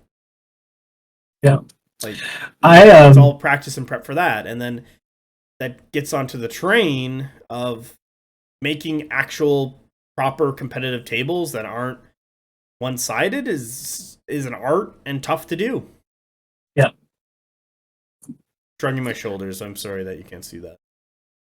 That's fair. Just like, it's tough. Scenario design is tough. Like we all complain about the shortcomings in the scenario packet that we have, and I mean, I'm not trying to give PB a pass. I think it definitely needs to be revisited and worked on. But I know that they're probably aware of that, so I'm not really like saying anything groundbreaking. And by the time this airs, we might even have a new pack. So who the fuck knows? But yeah, out in October. When you actually think about like what you would need to do to alter or fix a lot of those scenarios, like it gets tough, and there's a lot to consider. One thing that I've always wanted to do, just as a fun exercise, would be to design like a narrative campaign, but like I just don't think I have it in me, so I don't have to really it's a lot of work because you gotta figure out like how you're gonna start. Are you gonna do an escalation of power? So basically, like, oh, this is 500 points, and 750, then 1,000, you know, so on. Where you want to end? What kind of scenario do you want? How the players are going to interact with that kind of thing? Like, it's a lot of work in figuring it out.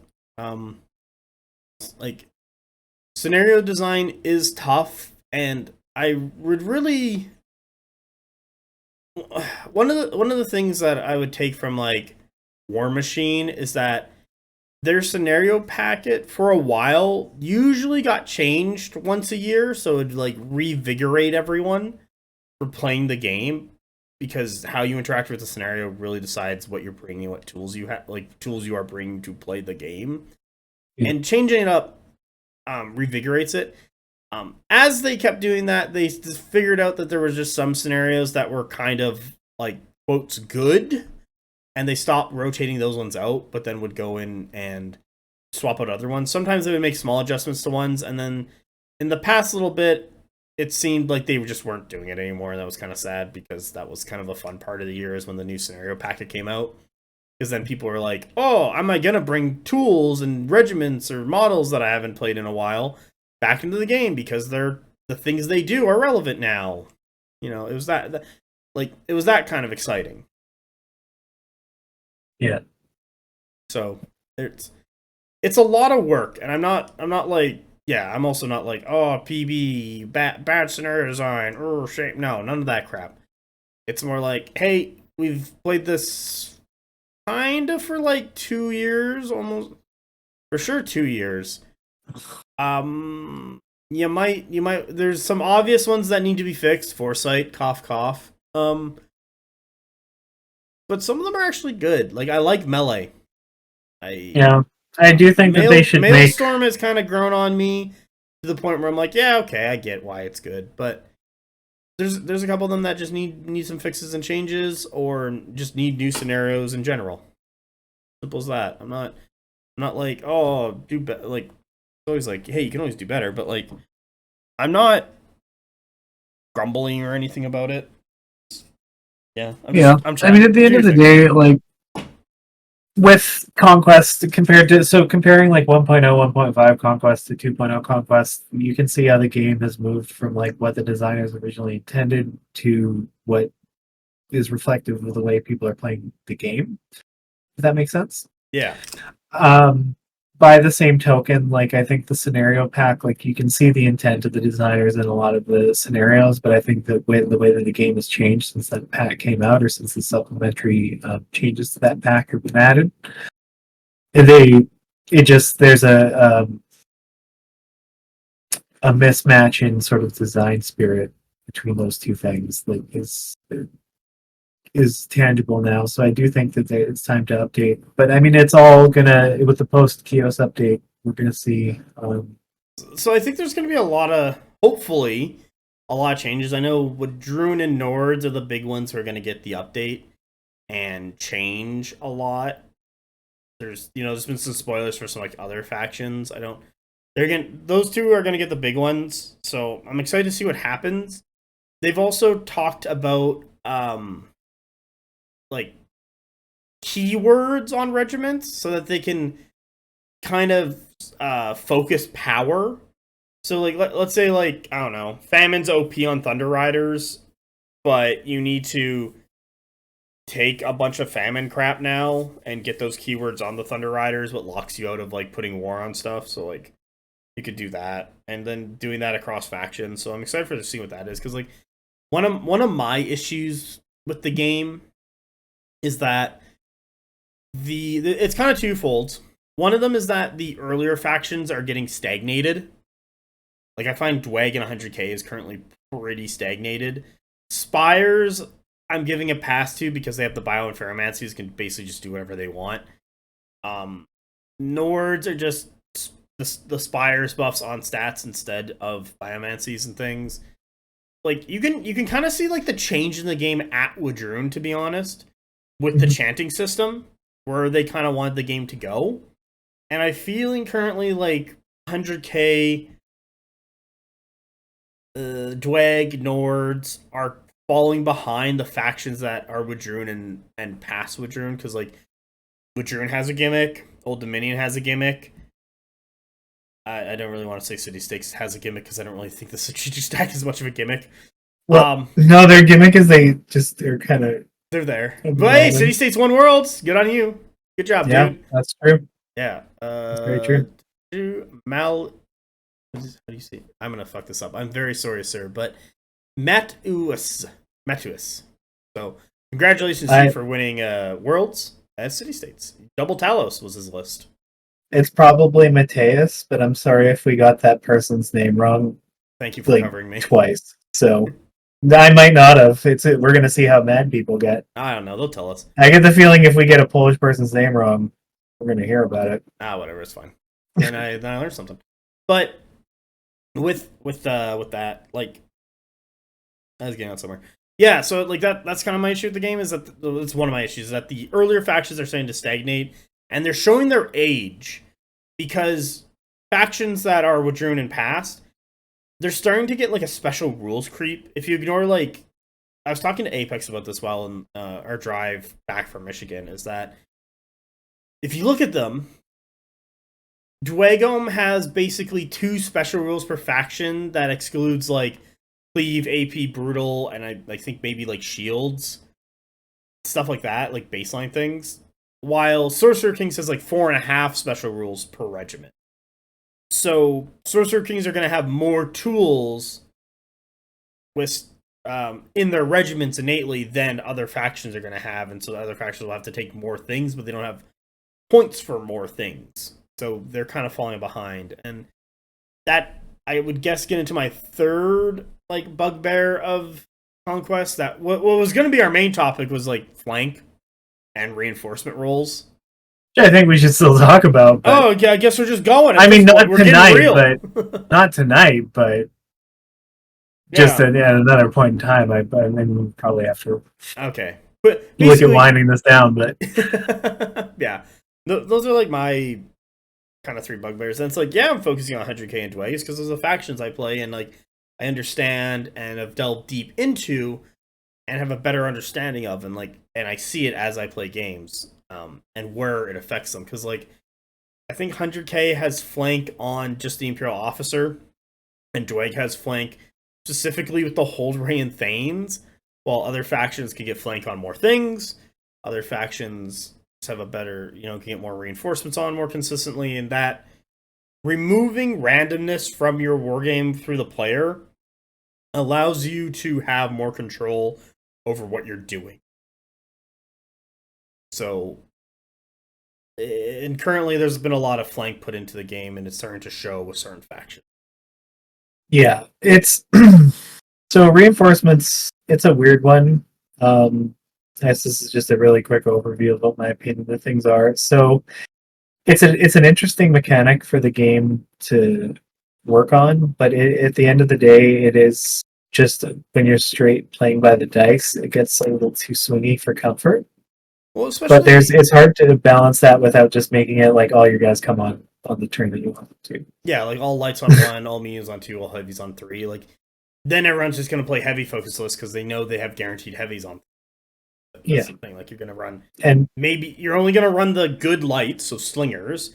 You're going to run enough back end scoring mediums, and then you're going to be like Apex and Taunters for days. You're gonna spam that Tauntor button until it breaks. Like that's all you do. So and that messes with how the pacing of the game goes as well. Do I have a solution? No. Like you could say like, oh, you can only have 4 lights and 2 of them show up on 3 and 2 of them show up on 4. You can only have 4 heavies, and 2 of them show up on 3s and 2 of them show up on 4s. You can have like, oh, you can only have up to 4 lights, and 2 of them show up on 1, and 2 of them show up on 2, and then you could have, I don't know, 10 mediums or something nonsensical, and then be like, half of them show up on 2, and the other half show up on 3. So like, all your shit kind of shows up, but also staggers. So it's still kind of there, but you still have more control over it. But that isn't the intent of the game. Like when I did that developer interview with Leo, he very much wants to see the chaoticness and randomness of war, and not knowing when your reinforcements are going to arrive is part of war. It's like, when do people show up to get there to get into the action? Yeah. It's like, yeah, that's fair. That's how the game wants to be played, but and that's a lot of flanking, and it really became, I guess, kind of relevant recently. Like myself personally, at the Michigan GT, when none of my lights showed up until turn 3, what kind of fucked up like how I played the castle. And then also seeing in Worlds where, like, I know Rollo, out of his like 4 games, only got lights in on, or like his stuff in on 2 like once. Like he made his reinforcement rolls. What kind of sucks? Like it matters, and it sucks. Like basically, dice happened. Yeah. And it's one of the things why Nords is good, because you have just more consistency. Yeah. It's so the reinforcements, I think, just to tie into what we've been discussing, I think that falls into the narrative map zone where you want something like reinforcements to feel like it matters, but you don't want it to ever feel like it decided the game for or against you. Yeah, but we remember in 1.5 when I don't know, I think it might have been us, where we rolled for, there was no auto in. We rolled for lights. Both of us didn't get any lights on. Turn 2, we rolled for lights. Still didn't get anything on. Didn't get any mediums on. We rolled for mediums. And then turn 3, our lights decided to show up. What a game. Like, they put the auto reinforcement in for that reason. But then it goes, my opponent has, I don't know, 3 lights. They get all turn 1. I get 1 light because I auto in. Turn 2, I get no lights and I get my 1 medium. My opponent gets all their mediums. Okay, there's like 5 more guys. Turn 3, all my lights show up and I get 1 heavy. And now I have, I don't know, let's say 5 things on the table. My opponent has 10 because now their heavies are coming. It's like, well, fuck me, man. Like, I'm playing from so far back. And if they're playing a speedster list, they're just on the zone scoring. And I'm just like, well, fuck, I gotta fight them off. And now I'm behind on points. And now they just have to stall me out. And it's just kind of like, well, that's the reinforcement cascade problem of not reinforcements. And it's just kind of been like a little more prevalent lately. And as Parabellum changes stuff in the game, like, you know how people are like, Dwagholm is OP as fuck, and it was true. They were OP as fuck. They got changed, so they were better. For everyone, you know, as Dwag players and everyone playing into Dwag, then they're like, Ash and Dawn are OP as fuck. They were OP as fuck. They changed. Still OP, but the rest of the list is kind of meh, so, like, you'll be fine. Remember when, like, triple activation Tauntaur went away? Like, as more of the problems get solved, new problems arises because the players will go find that next thing that they can use. And currently it's kind of, there's a lot of flank in the game. Yeah. And older factions are kind of getting shit on for not having more of it. Like, if flank is Nord's thing, that's fine. Like, that's the faction identity, sure.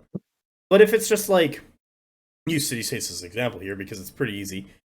Talos has flank, all the chariots have flank.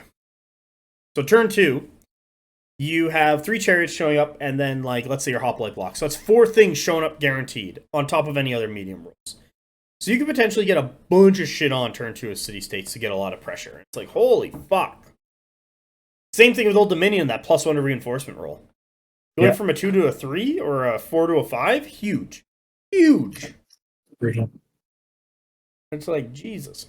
So, like, stuff like that, playing into it's really tough because your opponent just has more stuff on the table earlier and they get into a better position and just kind of block you out. And you can't establish that line of engagement properly. Yeah. So, and it's kind of rearing its head a bit currently, where it's kind of like, this is the next thing.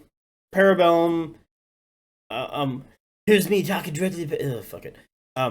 You know, Parabellum's got to have a re-look at it to figure out what they want to do. Is this how the game they want to play? Are the earlier factions going to fall behind because they don't have the same tools as the newer factions who are getting more flank? Like, but I know I played a Wajun player, I think it was Derek, who he played a game, failed all his reinforcement rolls, he was playing Wajun, and then him and I played, and he took, I think it's the tracker, what gives flank to all his stuff? Is it the tracker? Yeah. Yeah, he had trackers on everything. His entire list showed up. It was like 1, 2, 3, and I was like, God damn it! Gotta fight all these fucking orcs off. They're everywhere. But he went from like, I hate rolling dice to, I'm not gonna roll dice. My shit is on the table. There you go. Yeah. I miss Derek. Derek, show up. You're a good player. I like playing you. You're fun. He is fun to play with. No, he's a good guy. I think, what is Derek doing? I think he's like into Age of Sigmar right now. There's like a big Age of Sigmar event. A bunch of players usually play Conquest or like trying to parse well in, so they've been focusing more on that lately. I like Age of Sigmar. I can't. No, I like Age of Sigmar. You like or don't like? I like it fine. I played in first edition. It's probably fine now, but I didn't find much enjoyment out of it when I played and kind of went, eh. Old world, I would kind of want to build an old world army and put it in a display case for myself. I don't think I'd ever want to play old world, to be honest. I have opinions about playing it, but unfortunately we're kind of going to time, so I can't. Or fortunately, I can't get into them. I've played actually quite a few games of Old World on this TTS called Warhol. I think it's called. Yeah. I like it, but I don't like it. This is the summary. Perfect wargaming mentality.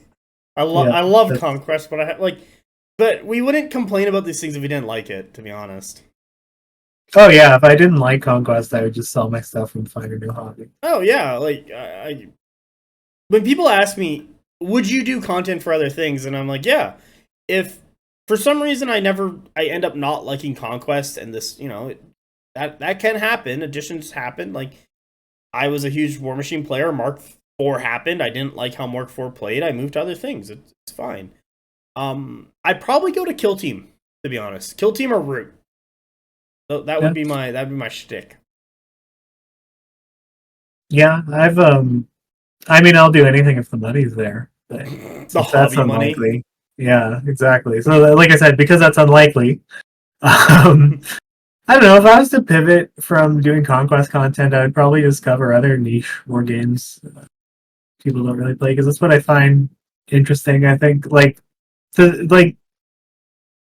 GW, you're buying a rule set ultimately, and it's kind of portable to all their systems. So you if you play one GW game, you can pretty much learn any of them. That's not the entirety of it, but I do think that's a component of it. Whereas I think other games that try to model different things in varying ways, it's interesting, but because of the nature of miniature wargaming, there's always going to be just one monolithic big player, and then a bunch of smaller players that will never sort of have that much market share. But those are the ones that I think would be most interested in exploring. And, we could do Legion or Shatterpoint. It's very token heavy due to being a fantasy fight Star Wars. You don't like you don't like Lord of the Rings. You don't like Star Wars. Did you ever have fun? Do you know what fun is? Yeah, I have tons of fun. Let's watch do you ever want to watch the 1986 animated Transformers movie? I'll show you what real fun is. Yeah, we could watch that. I'd watch that again. Don't worry. That's a good movie. No, I just I have a very annoying, pretentious taste in things, and that extends to my enjoyment of fantasy and sci-fi media. The thing about Star Wars is I really love the industrial design of the original trilogy, the way that all the buildings and the objects and the vehicles looked. Yeah, top notch. I just don't care about the essential Star Wars story. I think the Jedi stuff is kind of nonsense. It just you don't want to be a space wizard. I want to be a space wizard in thigh highs, like the Thousand Suns. I want to play some Femboy Thousand Suns. I've been killing a lot of Rubik Marines lately. I'll tell you that. I've been finding the thigh highs inside of them. Every time I rip their heads off, out comes thigh highs. They just explode outward. I know. I've read Zemiro's work. I know how it works. Oh my god. Yeah. That's I don't know. Should we call one it? Thing? Oh, sorry. Yeah, we should call it. The other thing that I want to do outside of this is just start a TikTok where I open packs of Lorcana cards and then get people to pay pig for me and buy me Lorcana packs to open on the channel. Oh, you want to do that, shiz? Yeah, I want to be a lady of the night. Oh, and Lorcana. I've seen it for Pokemon, and I was like, "What the fuck is this?" So I have a buddy in Kenora who owns the game shop over there, and he'll open Pokemon cards on Facebook, he'll open a stream on Facebook, and people will be messaging him as he's opening the cards and showing them to buy the card when he opens it, and he'll put it off to the side and seal it away for them. It's what the fuck is this? It's so wild. Yeah, that doesn't surprise me at all. It was so weird. This is a thing. Yeah. Yeah, it's crazy. All right. Should we get her done? Wrap her up? Yeah, I think that's calling it. So I mean, on the episode where I inadvertently bared my heart and soul, and I'm sure on review or not when I review, when people listen to it and comment on it, there's going to be disclosures that I definitely probably shouldn't have made because I was under the pretense that we work in a broadcast app, but I don't care. I'm just not going to worry about it. Do you want me to send you the Nope. edit? Okay. I will Nope. I We're will just gonna edit out roll the with it. first little bit and then, start it when I get to juicy. Yeah. Man, I might even not even put the intro or outro music on. It might just end. Yeah. Because we didn't even do an intro. We were like, blah, blah, blah, blah, blah, blah, blah, blah. Well, that's how you know this is a heavy episode. Oh, yeah. So this is a very special BonkTable. A very special bonk. Did you ever watch Teen Titans? No, surprisingly. Oh, they would. So the more serious episodes, they would do the intro in English, and the more fun-hearted episodes, they would do the intro in Japanese for the theme song. It was actually kind of interesting. So you knew what you're getting into when you tuned in. Yeah, I like thematic switches like that. It's always very interesting. It's fun. It's a nice nod or something you catch as a viewer. So thank you everybody listening to our BonkTable Gets Real episode. Thank you, Cassandra, for opening up and talking about ego and It's kind of weird. mental but, health stuff, and then us. gotta- Go ahead. No, I was just you got to leap in the fire. But go ahead. Then us transitioning into scenario and terrain and a bit about flame. Well, I know a thing or two about Yeah, I transitioning. know. So I just want to say thanks for everyone for listening. If you want to talk about it, if you want to talk about lists, or you want to talk about other things, leave a comment. If you're this is also, if people don't know, on Spotify, on Apple Podcast, on a bunch of other stuff. Where you can't comment. So yeah, so then you have to join it the feels BonkTable weird if you Discord. hear it on there. Yeah, you just gotta join the BonkTable Discord in the description below. Cassandra also has Twitter. You can follow her there. And if It's you're, pretty funny when I update it. And supposedly some of the Apex Chinchilla has declared that the title for our listeners or people, our community, is bonkers. And I feel like I just kind of have to accept that one. Like, that's the best I'm gonna get. It'll always be bonkoids in my heart. Okay. What the fuck?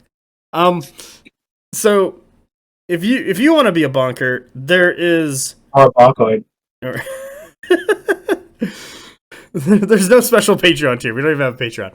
But, BonkTable Discord, Cassandra Twitter, YouTube. The thing is, Yeah, YouTube. That's it. all you need to be a real bonker is the heart of a warrior.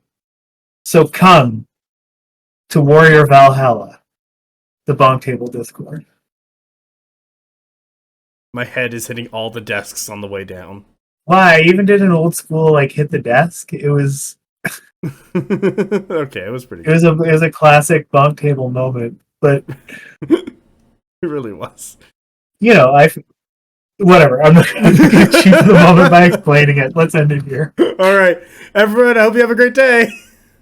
Have a good one. Bye.